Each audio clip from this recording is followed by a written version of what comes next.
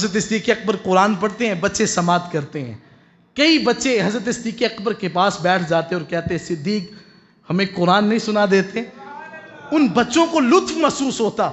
کفار نے کہا کہ ابو بکر اگر قرآن پڑھنا ہے تو آہستہ آواز میں پڑھو، نہیں تو کسی اور جا کر کے قرآن پڑھا کرو. ایک شخص حضرت صدیق اکبر نے جو ہے وہ مکہ چھوڑنے کا ارادہ کیا. ایک شخص برق الغماد کے موقع پہ جو ہے وہ جگہ پہ آپ سے ملاقات ہوتی ہے. کہا ابو بکر کہاں جانے کا ارادہ ہے؟ کہا قرآن سننے کا ان کے پاس وقت نہیں ہے، میرا جی چاہتا ہے کہ میں جی بھر کے اپنے رب کے قرآن کی تلاوت کروں. حضرت صدیق اکبر رضی اللہ تعالیٰ عنہ دور دراز کے علاقے میں جاتے ہیں. بندے نے کہا میں آپ کا امین ہوں، میں آپ کو دوبارہ مکہ میں لے کر کے جاؤں گا، آپ وہاں پہ قرآن پڑھیں. حضرت صدیق اکبر پھر قرآن پڑھتے ہیں، بچے جمع ہو جاتے ہیں.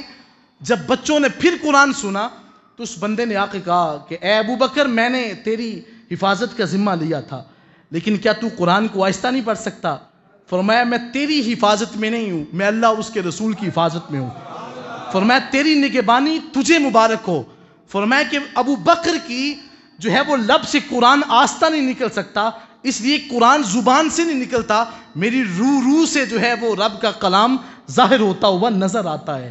تو ذات ذی وقار میں بات کر رہا تھا کہ رب کائنات نے فرمایا کہ جو میرے ذکر سے منہ موڑتا ہے، قرآن سے انحراف کرتا ہے، اللہ فرماتا ہے پھر ہم اس کو قیامت کے دن اندھا کر کے اٹھائیں گے.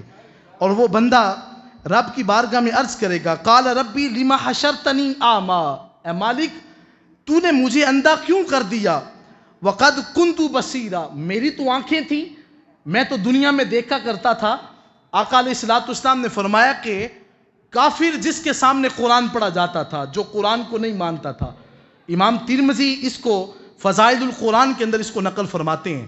میرا آقا علیہ الصلوۃ والسلام نے فرمایا کہ قبر کے اندر جب کافر کو رکھا جائے گا، میرا آقا علیہ الصلوۃ والسلام نے فرمایا کہ یہ جو معیشت دنک ہے، اس سے مراد یہ ہے کہ اس کافر کے ناک کے اندر 7 پھنوں والا جو ہے وہ سانپ، 7 جس کے پھن ہوتے ہیں، 7 اس کے منہ ہوں گے. میرا آقا علیہ الصلوۃ والسلام نے فرمایا کہ اس انسان کی ناک کے اندر اس کو دنسایا جائے گا. آج کریں قرآن کی بے حرمتی العیاذ باللہ، قبر کے اندر جو ہے دیکھا جائے گا کہ معاملہ کیا ہے. وہ کہا کرتے ہیں نا کہ حشر کو ہوگا یہ معلوم کہ جیتا کون اور ہارا کون، یہ معلوم ہوگا قبر کے اندر پتہ چلے گا کہ مدینے والے آقا علیہ الصلوۃ والسلام کے ساتھ وفاداری کرنے والوں کا مقام کتنا عرفہ والا ہوتا ہے. جنہوں نے حضور علیہ الصلوۃ والسلام کے ساتھ وفا کی ہے ان کا مقام کتنا اونچا ہے. حضرت سیدنا صدیق اکبر رضی اللہ تعالی عنہ آپ فرماتے ہیں کہ کریم آقا علیہ تحیۃ و ثنا، آپ کی بارگاہ میں بنو کلب کا ایک ایسا شخص کہ جو بڑا خوبصورت تھا اور جس کی شکل کے اندر حضرت جبریل امین بھی تشریف لایا کرتے تھے. آقا علیہ الصلوۃ والسلام ان کے لیے دعا کرتے اللہم اہدی دہیۃ القلبی، اے اللہ دہیہ قلبی کو ہدایت عطا کر دے. دہیہ قلبی جو ہیں آقا علیہ الصلوۃ والسلام کی دعا کا ثمر ہے. حضور علیہ الصلوۃ والسلام ان کے لیے دعا کرتے ہیں. سبب یہ تھا کہ حضرت دہیہ قلبی کی وجہ سے 700 بندے جو ہیں وہ اسلام قبول کرنا چاہتے تھے. آقا علیہ الصلوۃ والسلام نے دعا کر دی مالک دہیہ قلبی کو ہدایت عطا کر دے. آقا علیہ الصلوۃ والسلام کی زبان پر جب یہ کلمات جاری ہوتے ہیں، حضور سرور کونین علیہ تحیۃ و ثنا آپ نے عرض کی مالک میرے دہیہ کو ہدایت عطا کر دے.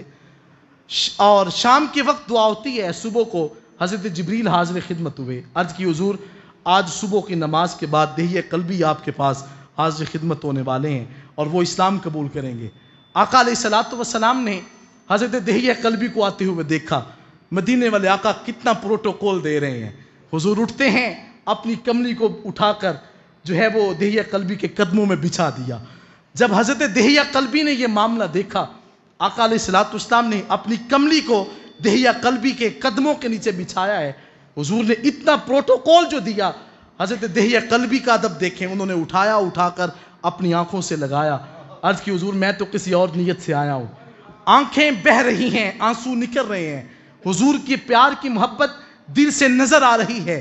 آقا علیہ الصلوۃ والسلام نے فرمایا آؤ دہیہ قلبی کیسے آنا ہوا؟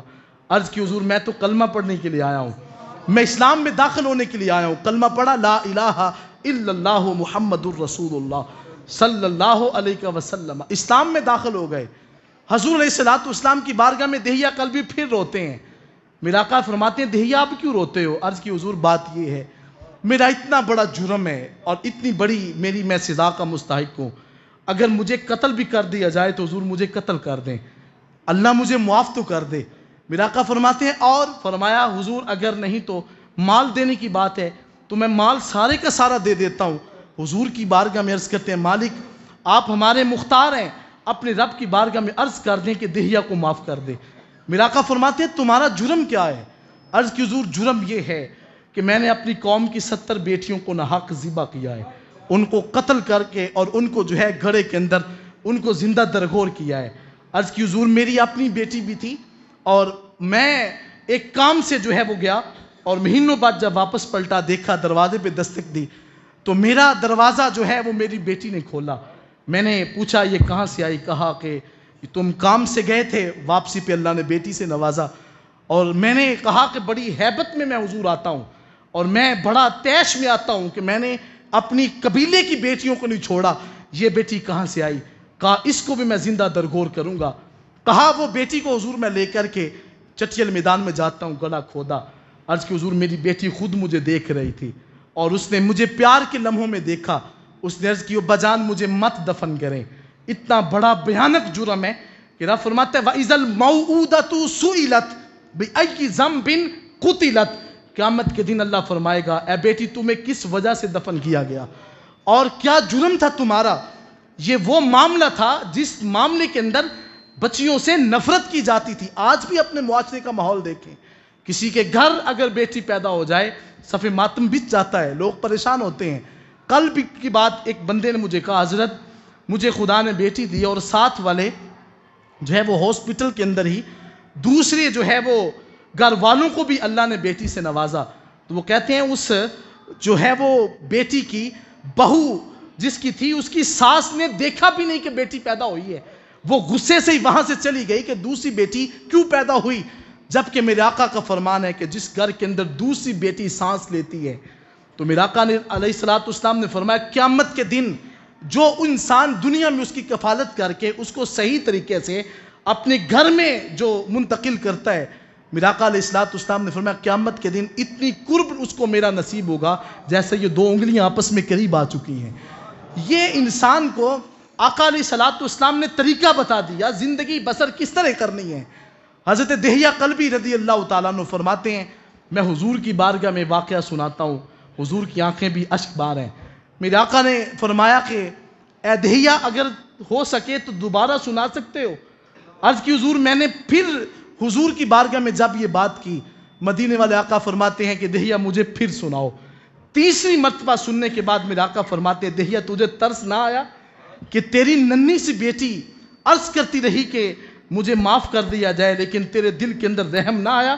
حضور چند لمحوں کے لیے خاموش ہوتے ہیں اور جو ہے وہ حضور علیہ الصلوۃ والسلام کی بارگاہ میں جبریل امین حاضر خدمت ہوئے. عرض کی حضور آپ پشیمانہ ہو، آج آپ دہیہ آپ کا غلام ہو چکا ہے، آپ اس کو کہہ دیں کہ تجھے پریشان ہونے کی ضرورت نہیں ہے. اللہ نے تیرے 60 سال کے گناہوں کو معاف کر دیا ہے.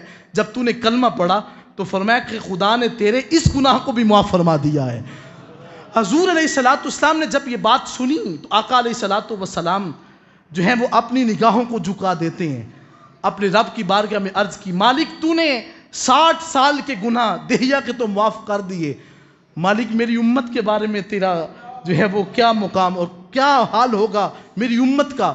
تو آقا علیہ الصلوۃ والسلام کی بارگاہ میں حضرت جبریل پھر حاضر خدمت ہوئے. فرمایا کہ حبیب رب کائنات کا حکم ہے کہ انا سنردیک فی امتک، بے شک ہم آپ کو عن قریب آپ کی امت کے بارے میں راضی کریں گے. عرض کی کتنا راضی کیا جاؤں گا؟